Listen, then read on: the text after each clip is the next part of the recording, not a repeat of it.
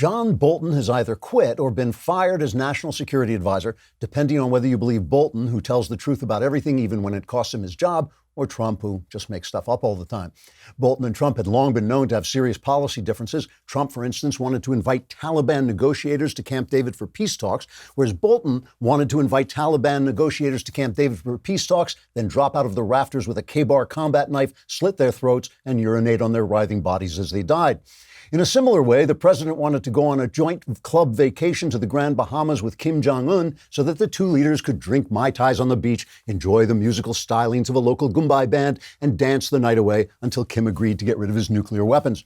John Bolton wanted to invite Kim on a joint helicopter ride, then dangle him out the open door until he agreed to shut down his missile program, then drop him anyway to see if he really made a sound like a watermelon when his fat little body hit the ground. The policy differences apparently became too difficult to deal with after Trump requested a meeting with the president of Iran and Bolton called in a nuclear strike on the Oval Office. Bolton then either tendered his resignation or was fired, depending on whether you believe Bolton or are a gullible fool. Trump has begun making calls to possible Bolton replacements. He asked retired Lieutenant General Keith Kellogg to come in for an interview. Kellogg reportedly replied, "He no here, I no speak English. General Kellogg move away long time." Trump also called Mike Pompeo advisor Brian Hook, who said only, "New phone, who dis?" Bolton's departure highlighted the excellent Trump economy, as the only Americans now out of work are people who were actually fired by Donald Trump. Trigger warning, I'm Andrew Klavan, and this is The Andrew Klavan Show. I feel hunky-dunky, life is tickety-boo. Birds are winging, also singing hunky-dunky-doo. Ship-shape, tipsy-topsy, the world is zippity-zing. It's a wonderful day, hurrah, hooray! It makes me want to sing. Oh, hurrah, hooray! Oh, hooray, hurrah! One of my least favorite movies of all time is Schindler's List. In Schindler's List, Steven Spielberg uses his amazing talents for filmmaking to dramatize his essentially shallow worldview. The film is shallow because it centers an epic about the Holocaust on a story of courage and hope. The Holocaust is not centered on courage and hope. It's centered on evil and fear and death. If you want to know the truth about the Holocaust, watch the long documentary Shoah by Claude Lanzmann or read the short book Night by Elie Wiesel. Schindler's List is what the Holocaust looks like in a Hollywood movie. It's an act of denial and forgetting. It's like grass growing over a grave. I bring this up because it's the 18th anniversary of 9/11, and every 9/11 someone says, "We will never forget." These words, like the words unicorn or free healthcare or Islamophobia, are nonsense words, words that describe things or states that simply don't exist. We always forget. We have to forget. It's the way societies move forward, and it's the way they die, and these things have to be. It's God's will. Here are some of the things we learned on 9/11 that we've forgotten. Multiculturalism is crap. There are better cultures and bad cultures and even worse cultures. Ours is better, not because we're better people, but because we've inherited better ideas like individual freedom and equality before the law. Those are better ideas than government by Allah and dressing up women like the spirit of Christmas yet to come so they can't fully participate in life. Better ideas make better cultures, and better cultures must be defended by both wisdom and force of arms, or worse cultures will conquer and destroy them. On 9/11, we also remembered briefly that men must be men.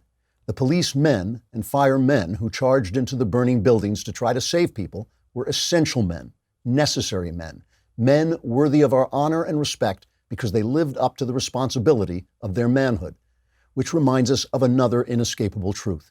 There is only one necessary task of human life, and that is to make and nurture more human life. And this is a task that nature has assigned to women. It is in order to protect and preserve that task and the women who do it that men must be men, brave, protective, supportive, and dispassionately wise. When societies feel rich and safe and prosperous, they put such truths out of their minds, and they turn to fluffy nonsense like irony or pumpkin latte or redefining marriage or letting boys dress up as girls or promising everybody everything for free. The essential divide between conservatives and leftists is that conservatives want society to always live under the restraints of the essential truths, and leftists want to take advantage of history's little holidays when some nation like ours becomes strong enough and rich enough to make everyone feel like it's safe to forget the rules and party. There's some wisdom on both sides. If your society is so powerful it can spare a few men to do inessential tasks like writing books or musical comedies, that's better than everyone having to man the front lines. If you can allow some women to leave off baby making and child rearing, maybe some of them will enjoy doing something else more. That's fine. It's tolerant and kind to accept gay relationships if you're living in inessential times, so why not do it? But the gods of the copybook headings, the gods of the essential truths, are always waiting to return with terror and slaughter, as they did this day 18 years ago. And when you denounce motherhood or manhood, when you squander your resources and disrespect your traditions, those gods start sharpening their swords. This is a very sad world. And one of the saddest things about this world is also one of the most comical. People lie. Everyone lies. Everyone lies to himself and to everyone else. We say things that are absurd and ridiculous, and then we insist that they're true. People lie when they can and only face the truth when they must. On 9/11, we were forced to face the truth, a lot of truths. And now, by the necessity of human nature, we have forgotten. We always do. Enjoy your pumpkin latte. A lot to say about John Bolton quitting. I have a lot to say about John Bolton quitting. He was national security advisor, obviously a big hawk, a guy who liked to, oh boy, they're putting up this thing to remind me to say the mailbag is coming up. They only do it. They don't do it to help me. They do it because they love to press that stupid button. But that mailbag is coming up. So enjoy your problems while you've got them. They'll all be solved by the end of the show, if you're a subscriber. There's a lot to say about John Bolton quitting. Obviously, he's the guy with the big brush mustache, and he's the national security advisor. And a lot of this has to do with 9/11. It has to do with 9/11. Bolton is a brilliant guy. He's a guy who sees the threats. He wants to respond aggressively to the threats. He reads 1 million pages of intelligence a day, and he remembers what he reads, and he always speaks up. He always says what's on his mind. Everybody kind of said, how is he going to get along with Donald Trump? Because Donald Trump doesn't always like to be contradicted, but Bolton is always going to speak his mind. So that was always a problem. They were always sending him out of the country somewhere when they would have big meetings and everything like this. But I think what happened, according to the best intelligence I've read, the best sources I've read, is that, Trump was going to bring the Taliban to negotiate at Camp David. He wants to make peace. He wants to get out of Afghanistan if he can. And the Taliban are like the worst people, right? They are the worst people on earth. These are guys who kill little girls or throw acid in the face of little girls if they try to get an education, okay? These guys are dirt. These are like as if moral garbage had simply come to life and grown a pair of legs and arms. That's the Taliban.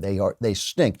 And they had a big reason that the 9/11 Saudis who came over and destroyed the World Trade Center and murdered 3,000 people, a big reason they were able to do that is the Taliban allowed them to stage their operations in Afghanistan, in that territory. And that's why we invaded Afghanistan afterwards, was to drive back the Taliban. The problem with driving back the Taliban is you drive them back, they go into what's called the Fatah, the tribal areas between Afghanistan and Pakistan Pakistan, and they disappear and they wait for you to leave or you to draw back, and then they come back again. And of course, if you're a little Afghani guy just living in your village, what are you going to do? You're going to support the Americans and then wait for the Taliban to come back and kill you, or you're going to just take bribes from the Americans and throw the money away and chew got and just hope the Taliban doesn't notice you're there at all. I mean, that's the problem we're facing. That's why it's so hard to make any headway in Afghanistan. So Trump wants to pull out. The defense industry says basically if we pull out, what happened there is what happened before, and they'll just start staging terrorist attacks again, and they'll hit us here instead of us hitting them there. The logic is as long as we're there, they're fighting us there instead of fighting us here. So perfect. It's a big boy argument. It's an argument that has to be had, has to be discussed.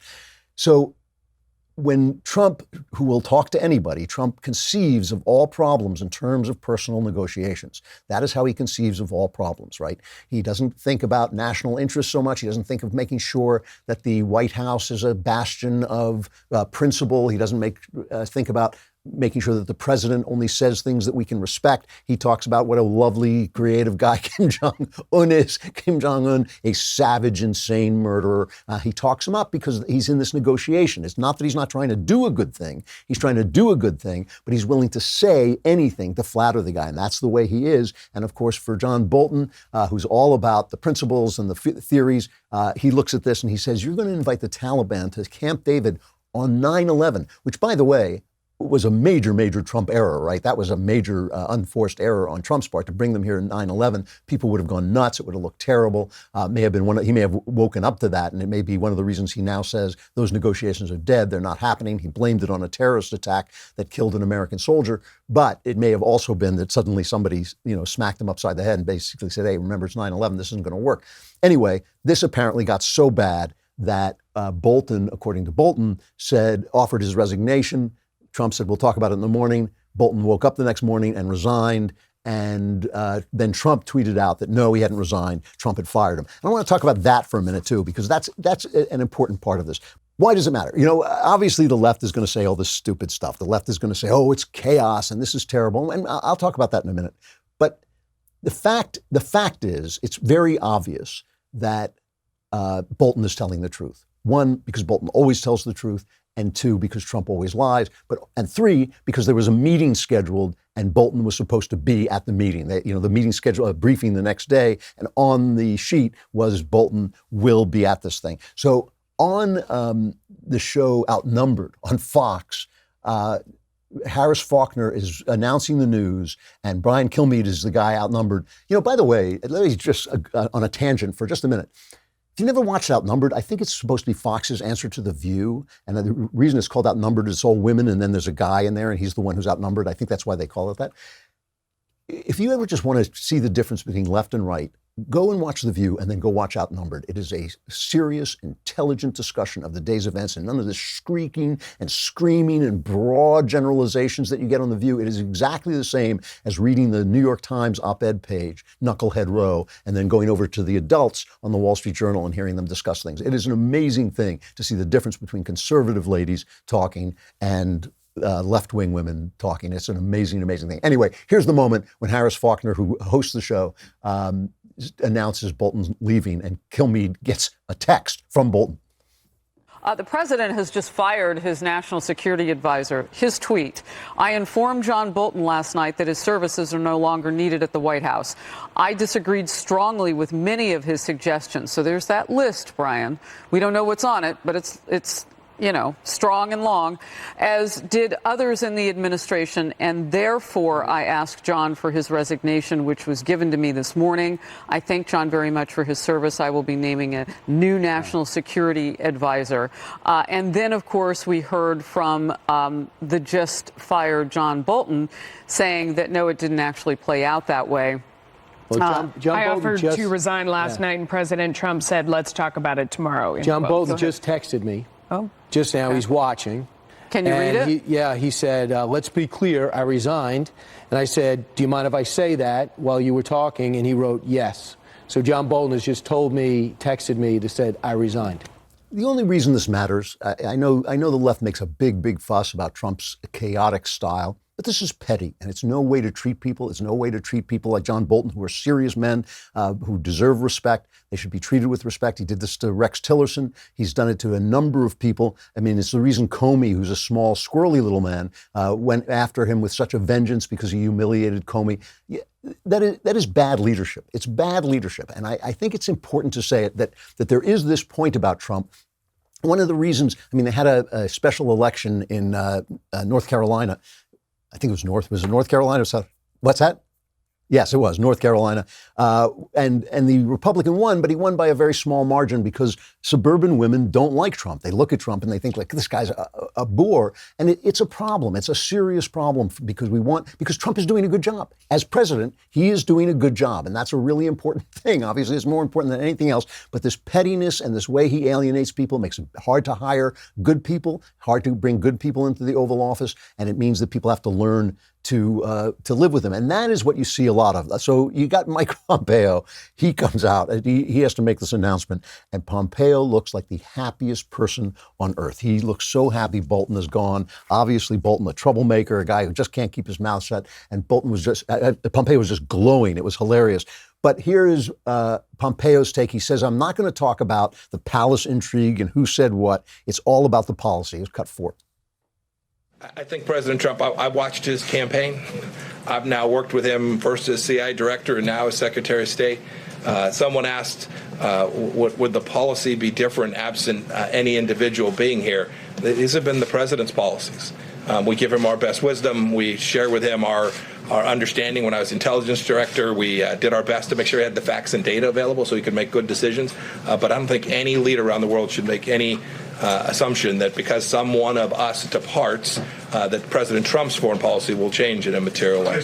If you're listening and you're not watching, just the look on his face is hilarious. He's flushed with pleasure to get rid of Bolton. And the thing about Trump is, I think that Trump will tolerate disparate views. I think he will have a meeting and each person should speak boldly and say what he has to say. But once Trump makes a decision, he does not want people getting in his way. He doesn't want people second guessing him. And the president has a right to that.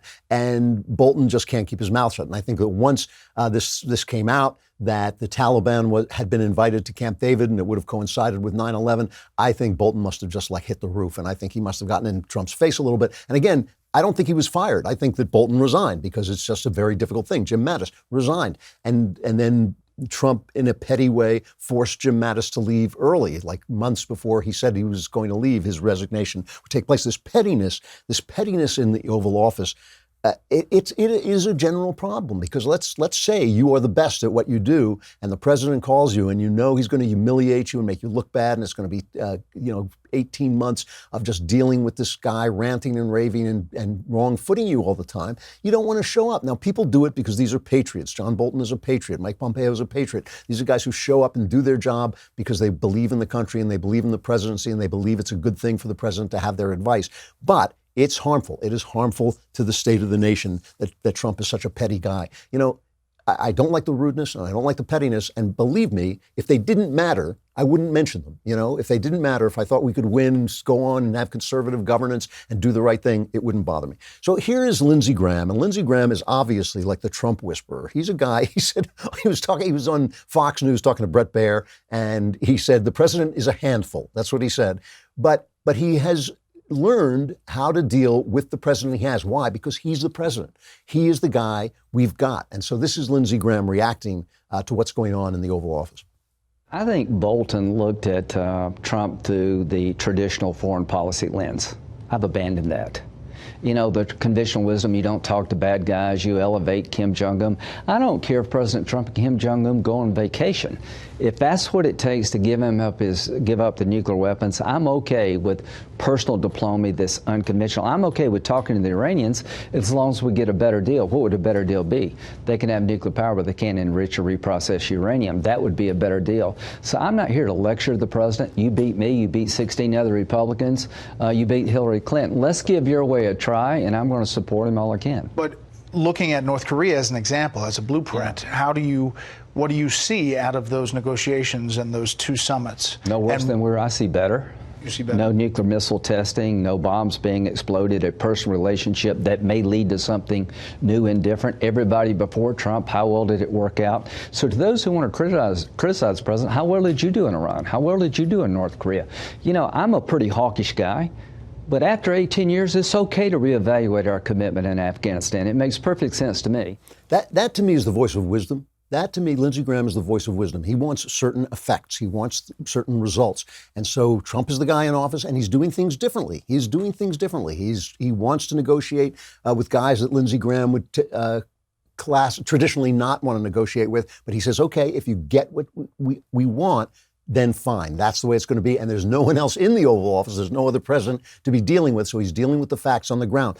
Bolton, little harder to do, but Bolton really is a hawk. I mean, he really is. And, he's a guy, he got in an argument with Tucker Carlson a while back, and Carlson doesn't want to intervene in anything. Carlson really is kind of an isolationist.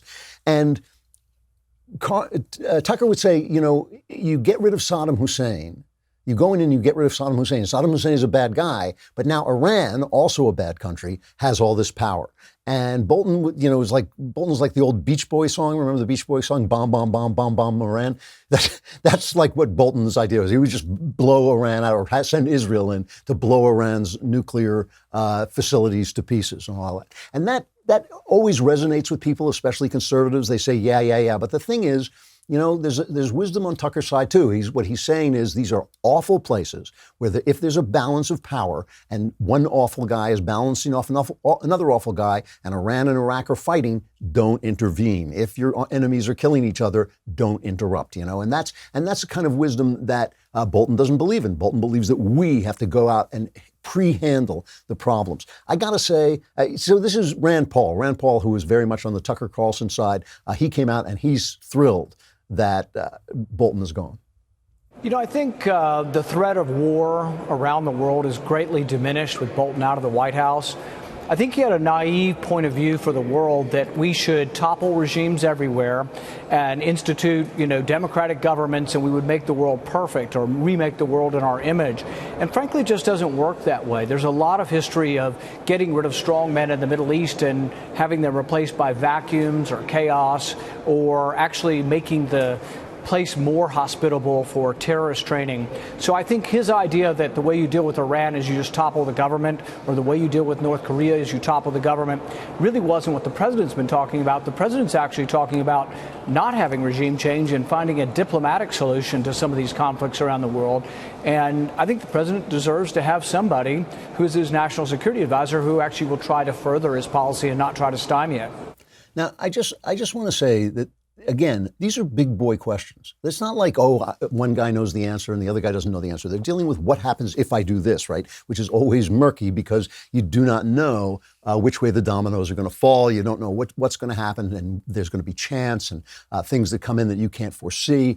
And so nobody knows the answers to these, and these are big boy questions that big boys have to sit down and talk about, right? And that's why you have people, reasonable people, John Bolton, Mike Pompeo, Rand Paul, intelligent, reasonable people who care about the country disagreeing. That's not a crime. Compare it to the governance we had for 8 years during the Obama administration, when he is dealing with Iran as if Iran is suddenly going to start growing flowers instead of nuclear weapons because he treats them with respect. I mean, that is a kind of childish lack of knowledge of evil, a lack of knowledge of the world. And you could see the Middle East catch fire under Obama. If you just put a little flame on a map of the Middle East where there's trouble and violence during the Obama administration, that flame, the map would have been covered in flame. Now, not so. And so that's important. It's important that big boys are having big boy conversations about this stuff, and that makes a big, big difference. My personal feeling is that Lindsey Graham has got it just right. I've always thought Rand Paul is a little too much of an isolationist. Things do go wrong. You do have to stop a Hitler before he spreads throughout Europe. You do have to sometimes go into a country before trouble starts. It's not pleasant. It's unhappy. You risk the other people's sons, which is a terrible, terrible thing to do. But sometimes you got to do it. It's just realistic. But I think that Lindsey Graham, to me, is the voice of wisdom. Trump is the guy in there. Trump has a plan. Trump believes in personal negotiation. He does listen to the wisdom of other people. It's not that he doesn't listen. And so you just hope that Trump, while saying absurdly ridiculous things about Kim Jong-un and driving us crazy when he does that, maybe will actually be able to make the kind of deal that he talks about and get Kim Jong-un to close down his program. That's what you're hoping for. That's what Lindsey Graham is hoping for. That's what we're all hoping for, except the press, who has just got his head up its wazoo and is just hoping that Trump falls off the edge of the world. However, it's just important that people are having these kinds of conversations instead of the conversations they have on CNN, instead of the conversations they had in the Obama administration. Mailbag. It's the one thing they do all week. They sit back there, Austin, he sits back, I don't know what else he's doing. It's like this one thing. All right. At least he's keeping busy. All right, from Brian. Hi, Andrew. I love your show, and I'm a huge fan of your daily analysis and content. My question is this. I'm a youth leader at my church, and I help lead a high school boys' small group. The other day, I saw one of my students post on his Instagram a video made by the Young Turks, and he wrote about how Trump is 100% responsible for the deaths of the immigrants killed in the El Paso Walmart shooting earlier in August. As a Christian, how should I handle this? Is this something that I should talk to the student about, or should I just let it go? You should just let it go. It's none of your business. The kid has a right to his political opinions. He's a high school kid. They're going to be stupid political opinions almost by definition. You can preach your values, and you can talk about the faith and hear, and especially listen to people. That's the most important thing you can do, is listen to kids, hear what their problems are and what they're thinking about. But no, you shouldn't interfere with his personal, politics. It may be the politics of his family, and you shouldn't get in between that at all. From Mackenzie, dear Andrew, I'm 24 and am currently in a high-intensity academic program. I feel that I'm struggling with perfectionism. I feel lots of pressure to be the best performer no matter what, and feel inexplicable and inordinate shame when unable to outperform everyone else. It gets so bad that I find myself resenting the success of others when they beat me. I know logically that this is not the correct response, but some deep down part of me drives this emotion, and I'm having a lot of trouble coping with it and convincing myself that finishing anything less than first place is acceptable. My life motto right now seems to be, to quote Ricky Robbie, if you ain't first, you're last. Thank you in advance for any advice on coping with this feeling. I love your show and cannot get enough of your wonderful humor. Okay, Mackenzie, I got a couple of things to say here. First of all, obviously what you have is too much of a good thing. It's fine to be competitive. It's fine to want to be excellent. It's fine to dedicate yourself to excellence. But in fact, the top shelf is infinite. As long as there are great people, there's always going to be a place for them on the top shelf. So you're not actually in competition with other people. I know it feels that way. I know we all feel competitive. We all have competitive feelings. But your drive toward excellence is fine. There's nothing wrong with that. You have too much of a good thing. Now, there are philosophical ways to deal with this, okay? Philosophically, the way you deal with this is you sit down and you ask yourself, maybe write down what it is you personally are trying to achieve, so you have something to measure yourself against. If you're trying to achieve, I'm just making this up, but if you're trying to get 100% on your test and somebody else gets 101%, you have achieved what you're trying to achieve. You don't have to worry about that other person. If you're being excellent, you don't have to worry that somebody else is excellent. And when you're talking about academics, it's not going to be an exact judgment anyway. So, you can't exactly compare things. A lot of people who got lesser grades do more great things out in the world. So obviously you want to hone down your goals and focus on your goals, not focus on what other people are doing and who to compete with. A lot of competition is, random. It just happens to be like you feel competitive with your siblings. They just happen to be your siblings. There's no reason to feel competitive with them. Okay, that's the first thing. But the other thing is, you said this is something deep down. You said this yourself, and I'm sure that's true. People have these kinds of problems when there's something that's gone wrong inside their psyche and it's buried there. Maybe it's something your dad told you, or your mom told you. Maybe it's the way you grew up or among your siblings. I don't know what it is. If you want to, you can try and deal with this through spiritual type methods like meditation, yoga, stuff that takes you away and helps you relax.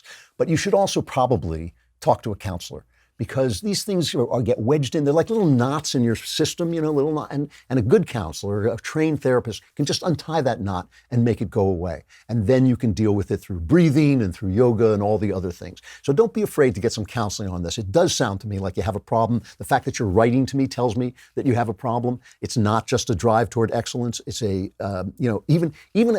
a coach, a football player, these guys who break their bodies trying to be excellent and trying to win, they know that sometimes you lose. And they know that they got to deal with that and leave it behind and go on to the next game. You see them after every game, they come on and say, I got to leave it behind and go to the next game. That's something you have to learn to do. The fact that you can't do that, that's a psychological problem. And you should probably see if you can find out where that comes from with a counselor or through a spiritual practice or something like that. Because like I said, the drive toward excellence isn't bad, but something has gone wrong in the machinery. There's a glitch in the machinery and you need to fix it. From Andrew, dearest sire of satire, do you think men and women relate to or interact with or interpret stories differently? Oh boy, do they. If so, why do you think that might be? And how do you take that into account when writing? A basic example would be the way I, a man, am salivating over the release of Rambo Last Blood while my wife is simultaneously in a state of euphoric anticipation of the new Downton Abbey movie. I mean, that is very typical. I also remember early in my teaching career, 7th and 8th graders noticing that generally boys would only have interest in a story with a male protagonist, while girls would find interest in a story with either a male or female protagonist. Thanks for your wisdom. You are the veteran locker room presence that makes the Daily Wire the contender it is.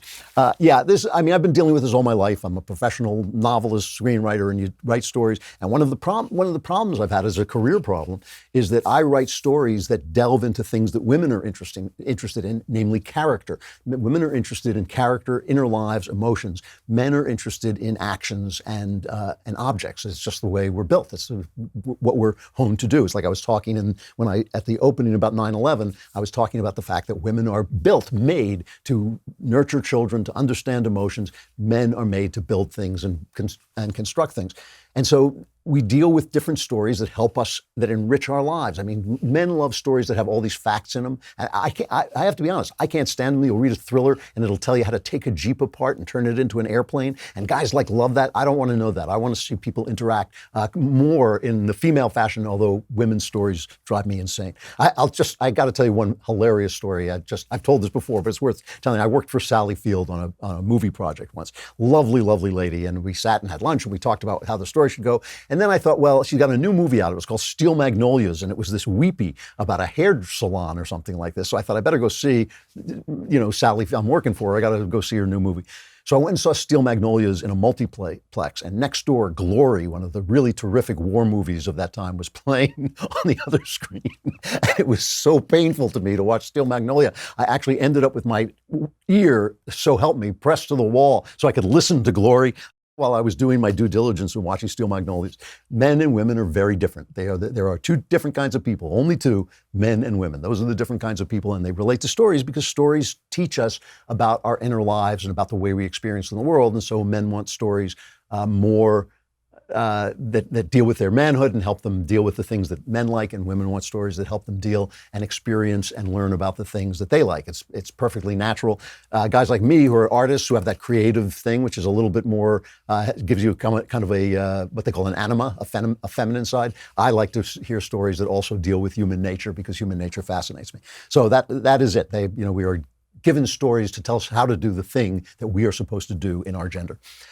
From Caleb, dear wise sage and master of the known universe and the unknown universe, I have been thinking more and more about reuniting with my biological father lately. I haven't spoken with or seen him in over 20 years since the divorce, as it has happened as a part. Being in the military, I am now stationed in the same city as my biological father. As a believer, I don't believe in coincidences. I've talked with my mom and dad. He's my stepdad, but I call him my dad. They have given me their support regardless of which way I decide. I'm on the fence myself, but I'm starting to feel more and more like I should go meet him. However, I don't want to come off on the wrong foot and drive a wedge between us even before I start. I've forgiven him and left all that baggage at the throne of God. Is it even a good idea to do this? And if so, what would be a good way to slowly reunite? Yours in service, Caleb. P.S. To end on a lighter note, I've got to ask, what's your favorite whiskey? Mine is Glen Scotia. Mine is Macallan 12. I love the Macallan 12. The older ones I know are supposed to be finer, but I love the smooth, quality of Macallan 12. I drink it all the time and probably should drink a lot less of it, but it is great. All right. So, there's nothing wrong with your going to see your biological father. And, I think if you feel a pull to do it, you should do it. I have to tell you that as I read your letter, certain things kind of lit up and gave me warning signs about what you're expecting from this. You talk about reuniting with him. You talk about not getting off on the wrong foot with him. That tells me that you have expectations and daydreams about what's going to come from this. You're not reuniting with the guy. You're going to see him. You're going to meet him. It's a meeting. It's just a meeting between two men. It's a man-to-man meeting. He is not going to supply something that's missing from your life. He is not going to give you the relationship with him you never had. It's not going to be reuniting. It's just going to be meeting. Now, you may like the guy. He may have, every story has two sides. He may tell you things about his breakup with your mom that make you see things in a different light that may be helpful to you. He may be a jerk. He may be a jerk, and you may think, I went, I saw him, I did it. I'm not going to do it. The most important thing here is you. The most important thing is you being you. I mean, you're obviously a great guy. You're serving your country, and we thank you for that. That's a wonderful thing that you're doing. I want to take care of you. I want you to take care of you. So go ahead and meet him, but just don't expect too much. It's just a meeting with a guy who is of interest in your life. I understand that. But the most important thing is you. Your stepdad obviously did a great job, and he is your dad, and he's always going to be your dad. This is not going to supply you with something that you don't have. But it might be interesting to you. It might give you a good relationship with the guy you want to know, or it might not. If it doesn't, get out. Don't look for something you can't get. If it's not going to be there, don't tell yourself it's going to be there. Guy left once, he could leave again. Don't expect too much. That's the only thing I would say. There's absolutely no reason not to do it. But in that letter, I heard some warning signs that you might want to watch out for. Don't expect too much.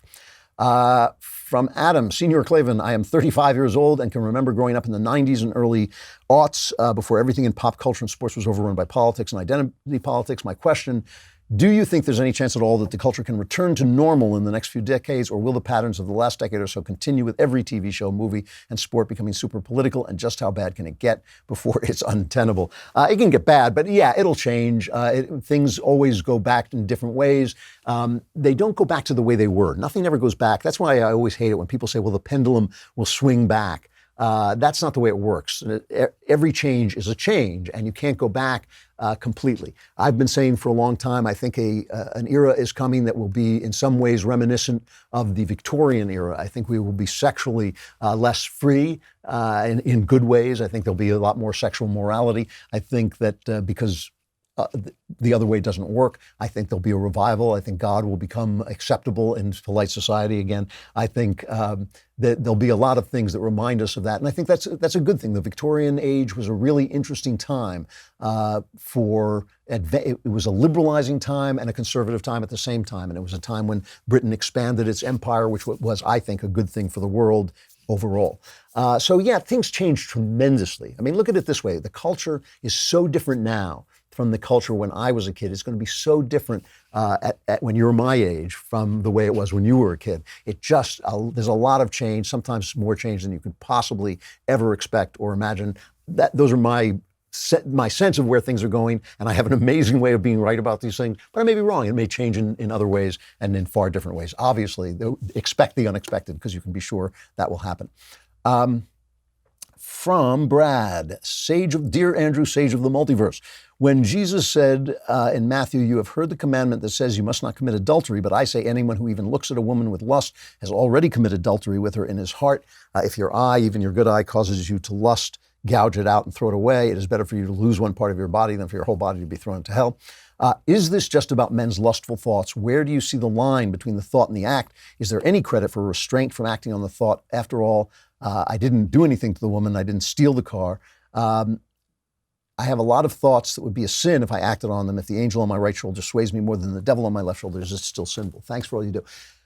Great question, but I think you got to reread what Jesus is saying. Jesus says essentially that, as you quote, that if you have lustful thoughts about a woman, you have essentially committed adultery in your heart. He says, if you're angry at a friend, it's like, if you're angry at another man, that's like murder. Now, obviously, if you took that literally, it would be untrue. That would be untrue. It is not the same to have lustful thoughts as to have adultery. And Jesus is speaking the truth, we know. So what is he saying, right? What he's telling you is that it's a good thing, obviously, that you are a trustworthy person, that you don't commit adultery, but God knows what you really are. And what you really are is a sinful, broken object, right? You are a partaker of original sin. You are a partaker of human sin. That is what he's telling you. And it's not that you shouldn't behave in the right way. It's not that you shouldn't get rid of the things in your life, the eye that sees evil. It's not that you shouldn't try and get that out of your life. Of course you should, but you're still going to be this sinful person. You are not saving yourself. You are not purifying yourself. You don't get the credit. The credit goes to God. The grace goes to God. The action was taken by God on the cross. That's what he's telling you. He's telling you, I am here doing a thing. Jesus is saying, quote, I am here doing a thing. It is not about you. It is about me. And if you let me live in you, if you let me live in your life, you're going to have a better life than if you live in this life of brokenness and sin. That's what he's telling you. It's not like you're supposed to feel guilty every time you lust after a woman. That's absurd. I mean, all that overdone guilt is from our other friend, the enemy, the guy on the other side who is called Satan. He's called the accuser. That voice that's accusing you in your head, that's the voice of the enemy. The voice of your friend, of Jesus, is saying to you, you're forgiven. I know what you are. I know what you are. I know, you think you're not committing adultery, so now you're a good guy, but I know what you really are, and you're forgiven. That's the guy who's forgiven. The guy who's forgiven is not the guy you show out in public. The guy who's forgiven is not the guy you show to your wife. The guy who's forgiven is not the guy you show to your friends. It's the guy you really know, that squirrely, messed up little guy. That's the guy that's forgiven. That's the guy that's washed clean. And that's what he's telling you. He's not telling you morally lust is equivalent to adultery. He's not telling you that. He's telling you your nature remains what it is, and that's what he's doing this for. That's why he's here. So it's actually supposed to be alleviating. It's not supposed to make you feel worse. It's supposed to make you feel better. It's supposed to let you off the hook. There's nothing for you to do. It's been done for you. All right. From Luke, I am 18 years old and male. I just started attending college in Florida. All throughout high school, my parents kept an app on my phone that tracked my location and driving speed. I assumed that when I went to college, they'd take it off. That didn't happen. My mother and I fought over whether or not I would delete the app. I love my mother dearly and would like nothing more than to give her peace of mind, but this seems like going too far. I don't want to disobey my parents, but I feel like I should draw the line. If I do remove the tracker, I will have to start paying my own insurance, which is doable, but seems like an unnecessary expense. What is your advice on how I should move forward? Sincerely, Luke. Hashtag came for Ben, stayed for Klavan. All wise men came from. No. Okay. You have a choice to make. If it were I making this choice, I would pay the insurance and get rid of the app. Your mom loves you. Your mom is just trying to take care of you, watch out for you. This is a transition period. And when she lets you go a little bit and you go off to college, that's hard for moms. That's a really hard thing. So, she's not being mean or terrible. She's just making the adjustment too. She's trying to let you go, but maybe holding on a little bit too, because she's worried about you. Okay. I think I'm kind of naturally on your side, but think it through. If you think it's worth it, pay the insurance, get rid of the app. If it doesn't bother you that much, then let her have a little bit of peace of mind and just keep the app in there. Because I'm a very independent person, because it's very important to me to be free, I would take out the app and pay the insurance. It's perfectly fine for her to make you pay the insurance. I mean, she's making a requirement because she's paying the money. You pay the piper, you get to call the tune. But if you're willing to take on that insurance, take it on and take off the app. If you're not, don't. I mean, it's your call. How much is your independence at this moment worth to you? Because at some point, obviously, the app will go. At some point, you'll pay all your own bills. You'll make your own way, and then you'll be free. But if you want that to happen today, then you got to pay the price. It's that simple. It's up to you how important that independence is. I'm out of time. All right, I'm not on tomorrow, right? I'm traveling tomorrow to New York, but I will be on Friday right after the Democratic debate. So I'll be on Friday talking about the Democrat debate. I'll be talking from New York, which will make me much smarter or just give me a funny accent, one or the other. I'm Andrew Klavan. This is the Andrew Klavan Show. I'll see you on Friday.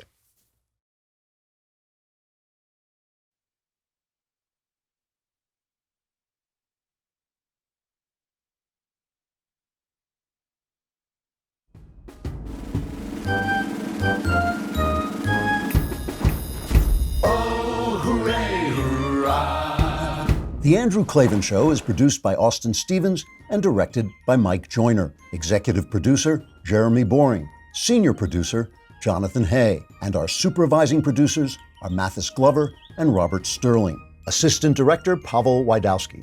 Edited by Adam Sayevitz. Audio is mixed by Mike Cormina. Hair and makeup is by Jesua Alvera. Animations are by Cynthia Angulo. And our production assistant is Nick Sheehan. The Andrew Klavan Show is a Daily Wire production. Copyright Daily Wire 2019. If you want to delve the depths of leftist madness, head on over to The Michael Knowles Show, where we examine what's really going on beneath the surface of our politics and bask in the simple joys of being right.